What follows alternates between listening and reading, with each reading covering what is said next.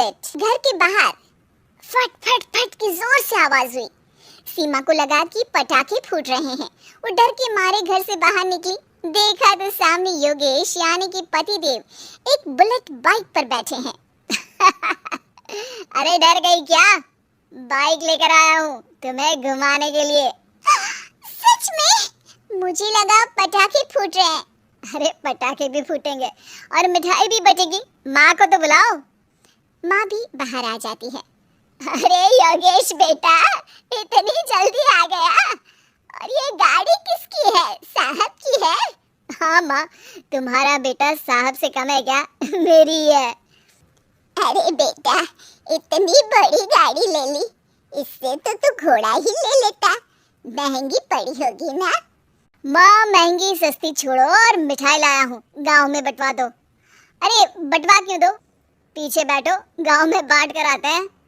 सब खुश थे। योगेश गांव के बाहर एक कोयले की खदान में मजदूरी करता था। मेहनत और अकल से उसने वहां ठेकेदारी का काम सीख लिया और सूझबूझ से ठीक ठाक पैसा बनाने लगा। गांव में बात फैल गई कि योगेश के घर धमाका गाड़ी आई है। ऐसी गाड़ी पहले कभी किसी ने गांव में तो देखी नहीं थी। योगेश और माँ गाड़ी से वापस घर आ जाते हैं। बेटा, बाबूजी ऊपर से देख रहे होंगे और आशीर्वाद भी दे रहे होंगे तुझे। वो होते तो उनको भी घुमाता माँ। पूरे गांव में नाच नाच के मिठाई बांटने जाते। जैसे मैंने नाच नाच के बांटी थी जब वो अपने लिए एक साइकिल लेकर आए थे। बस बस, बाबूजी दो बात भी सुनाते कि फटफट वाली फटफटी ले आया। सीमा आगे कहती है, अपने लिए तो ये गाड़ी ले आए और मेरे लिए? अरे ये गाड़ी तुम्हारे लिए ही तो है। पक्का मेरे लिए है? अरे पक्का तुम्हारे लिए है। अगली सुबह जब योगेश सो रहा होता है तो उसे बाहर से गाड़ी की आवाज आती है। वो घबराकर चिल्लाता है, चोर चोर, मेरी गाड़ी ले जा रहा है, चोर चोर। माँ भी जागती है और योगेश के साथ दरवाजे की तरफ भागती है। जैसे ही दोनों बाहर निकलते हैं तो देखते हैं कि सीमा गाड़ी चला रही है। अरे बहू, नाक कटवाओगी क्या? ये क्या कर रही हो? अरे गिर जाओगी, ये क्या कर रही हो तुम? सीमा गाड़ी को रोक कर कहती है, सारे गांव में घुमा लाई, कहीं नहीं गिरी। क्या? सारे गांव में घुमा लाई? अरे लोग क्या कहेंगे बहू? सोचा क्या एक बार?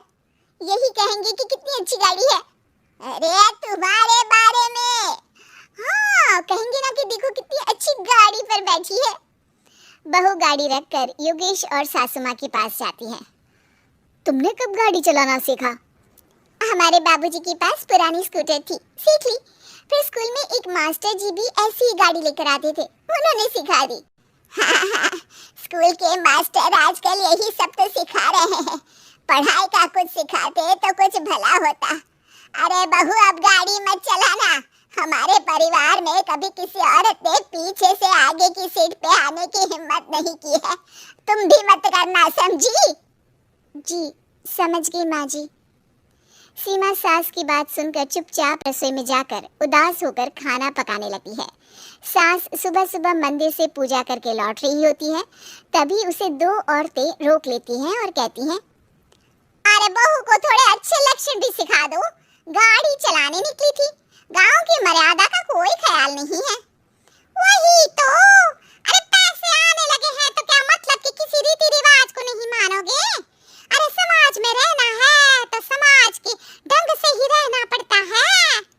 अरे लाज भी नहीं आई बहू को? चूल्हे चौके से निकलकर सीधे गाड़ी लेकर चौराहे चबूतरे नाप लिए, फाट फाट फाट करते हुए। अरे कुछ कह देना उसे।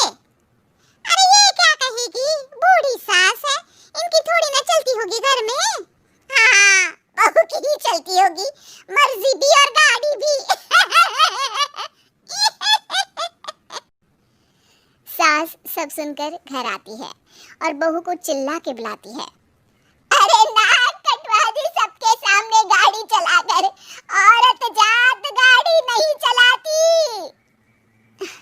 शहरों में तो 4 पहियों वाली गाड़ी भी चलाती है और हेलीकॉप्टर, हवाई जहाज भी।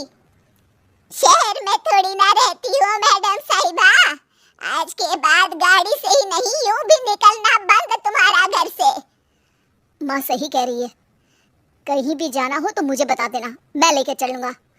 आज माँ को तुम्हारे कारण कितनी बातें सुननी पड़ी। इतना कहते हुए योगेश वहां से चला जाता है। बारिश की वजह से कारखाने के रोड पर कीचड़ रहता है, इसीलिए योगेश गाड़ी घर रख कर जाता है और किसी से लिफ्ट लेकर कारखाने पहुंचता है ताकि नई गाड़ी गंदी ना हो। लेकिन शाम को इतनी तेज बारिश होती है कि उसे वापस आने का कोई साधन ही नहीं मिलता। बारिश बढ़ती जाती है, रात के 11 बज जाते हैं। रास्ते में एक नदी का ब्रिज है, अगर उस पर पानी आ गया तो योगेश कारखाने में ही फंस जाएगा। पूरी रात भूखे प्यासे बितानी पड़ेगी। घना अंधेरा, बिजली की कड़कड़ाहट और तेज बारिश।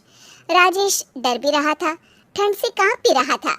तभी उसे रोड से आती हुई एक रोशनी दिखती है। वो देखता है कि उसके सामने एक बाइक आकर खड़ी हुई है। वो ऊपर वाले को धन्यवाद देकर उस बाइक वाले आदमी की तरफ बढ़ता है, पर पास जाकर देखता है तो भूचक्का रह जाता है। सीमा, तुम यहाँ इतनी बारिश में गाड़ी पर? पहले बैठो तो, नदी ब्रिज पे आ जाएगी तो जाना मुश्किल हो जाएगा। योगेश गाड़ी के पीछे बैठता है। सीमा गाड़ी चला रही है। मैंने तो तुमको पहचाना ही नहीं। गाड़ी की आवाज तो पहचानी होगी ना? अरे पर मुझे नहीं पता था कि तुम आओगी। अच्छा क्या कि तुम आ गई। माँ नहीं आने दे रही थी, पर हमेशा पति पत्नी की रक्षा थोड़ी ना करेगा, पत्नी को भी तो करनी चाहिए। योगेश को सुबह अपने किए पर पछतावा होता है। उसकी आंख में आंसू आ गए जो बारिश की बूंदों में बह गए थे। उसके बाद सीमा को सास ने और योगेश ने खुशी खुशी समाज की सीमा लांघने की मंजूरी दे दी। अब वो जहां भी जाती फट फट फट गाड़ी पे ही जाती। ऐसी और कार्टून वीडियो के लिए लाइक और सब्सक्राइब करें और बेल आइकन को ऑल पर करना ना भूलें।